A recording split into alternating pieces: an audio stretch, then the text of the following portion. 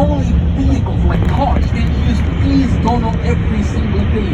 Motorcycles, like two-wheel motorcycles, cannot use the tunnel because sometimes the fuel it leaks water, and we're trying to prevent accidents from happening. Let me tell you, this tunnel was finished in 1958. Built by a French company, a name that I cannot pronounce because I'm sorry, I don't speak English.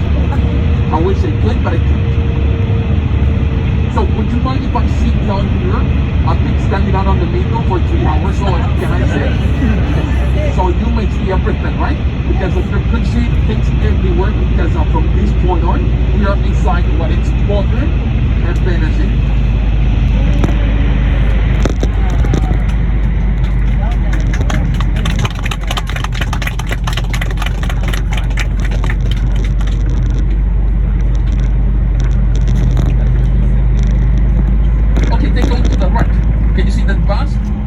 Motorcycles, we're going to drive around. You can see the probably again to the right.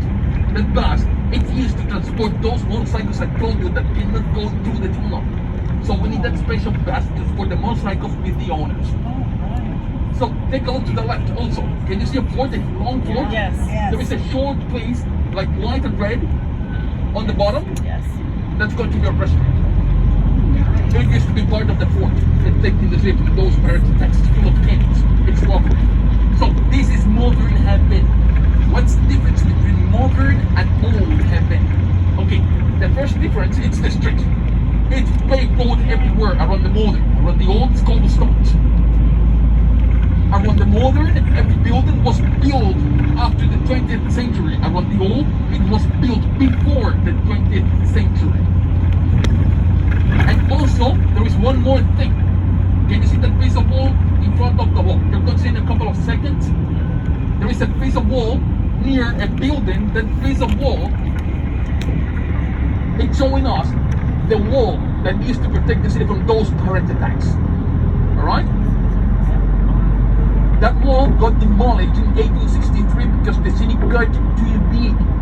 That wall used to have 9 gates. And every night they used to fire a cannon to let the people know that those gates were about to close, like a curfew to the people. So no one was able to come in and out of the city. From here you can see the wall I was talking about, the piece of paper. Right next to it there is a tank. Do you remember the invasion of Bay of Pigs I was talking about? The fastest defeat US suffered against the country in Latin America. In 72 hours we kicked them out of Cuba. We now used that piece of tank, to sink a warship called Houston during that invasion. We placed it in here because the building that you may see from here, it's our famous Revolution Museum that used to be the presidential palace from Cuba, finished in 1920. It became a museum in 1961 and it contains all of the history related to the revolution carried out by Fidel. And in the back part of the whole place, you can see a yacht. A yacht among those classes that you may see from here.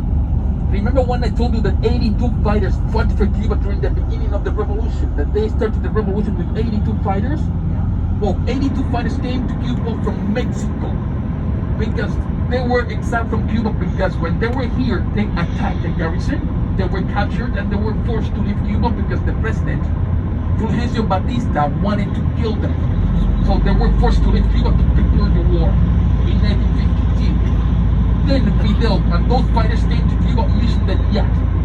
Let me tell you, that yacht was supposed to be for only 15 people. 82 came in dirty. It was a hard journey. And let me tell you, they triumphed. And thanks to them, we took out of Cuba every single Spanish person. We're going to drive around, so you may keep taking pictures of the museum, alright? But before doing that, take a look to the right. Can you see Sloppy Joe's bar from here? To the right, on the corner. We're going to drive by it. It's one of the most popular bars in Havana City. It's true that we don't have a McDonald's in Cuba, but we do have a Sloppy Joe's bar, finished in 1917. Do you know who Errol Flynn was? Yes, yes. What about Ernest Hemingway? Yes. They both came to this place to have a drink. love with Joe's Bar. Also, have you ever seen the movie from the UK called Our Man in Heaven? It was filmed in there in 1959. That place was closed for 20 years. After 1960, then it reopened again after being restored after Havana being declared a World Heritage by UNESCO. If you can look into the left, there is a beautiful hotel in there that's similar to one in UK called Plaza, not UK, sorry, in the United States, called Plaza Hotel. Do you know who Einstein was? Yes. Babe Ruth? Yes. They both have slept in that hotel. I told the famous people went to Cuba a lot to see my country. Do you remember when I told you that Ernest Hemingway lived in Cuba for over 20 years? He lived in Cuba between 1934 to 1939 here in the old part of the city before moving out of the city to a ranch that he rented, that he owned later until 1961 when he came to here one last time to meet Fidel and then go back to the United States to kill himself with a shotgun. Yep. Yeah. He was a famous writer from the United States. He wrote The Old Man and the Sea, where he returned to Cuba and his closest friend in my country called Gregorio Fuentes, the skipper of his boat Pilar, a boat that he ordered to build in Spain, in Zaragoza, Spain, a boat that he drove to Cuba and that he used to get to Cuba in 1934 for a fishing contest. If you want to learn more about Ernest Hemingway, unfortunately today's talk is not about him. It's Havana Premium. Today, it's all about Havana. I told you about Ernest Hemingway because of one thing, because of a place that he loved having daiquiris. There is one similar in Verde right now, recently finished, called Floridita. It has the same name as this one because this one is even more famous because it's the original one. Finished in 1817. In fact, there is a drink in there called Papa Hemi, a daiquiri. So in your free time, if you want to come here, you can come back here because it's open afternoon, right? Right now it's not open yet, but after the noon time, you can come here. I mean, in your free time from the old part of the city, you can walk up to here because that's old Havana.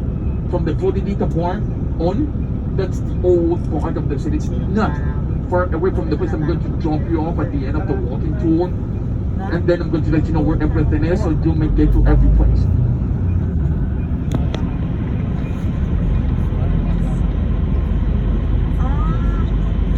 And here we are.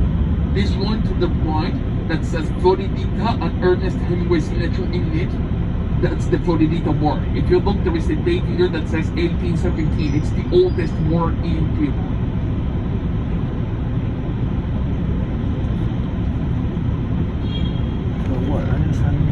Talking about the compatibles, do you know what's the reason behind those pink colors in those cars? No? Have you ever heard the song Pink Cadillac? Yeah. That's the main reason. Yep. Remember when I told you, let's give it to the women to see it's lovely for them, so that's why the owners prefer having them in pink. So if you can look into the right, there is a tall building. That tall building to the right, we're going to drive slow so you may take some pictures if you want. Can you read me what it says in there?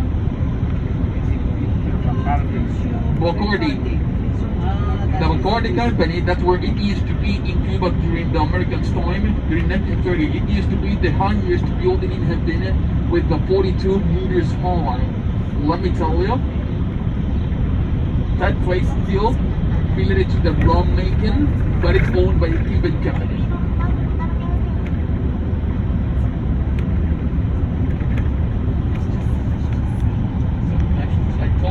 And that's me trying to show you everything. I told you, in only one day it's almost impossible to see everything. And you're going to see how far we're going to drive. How far we're going to drive and how many things you can see just to get to the Revolution Square. For instance, where Fidel used to talk to the people. To the left, you can see the same presidential palace I told you about, our famous Revolution Museum, alright?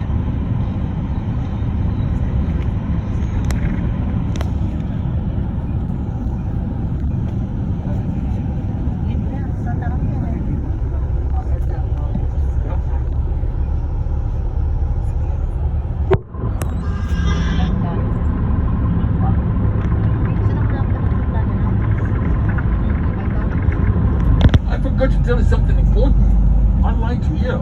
We do have a McDonald's in Cuba. We do have one. Do you want to have one McDonald's? Because if you want to have one,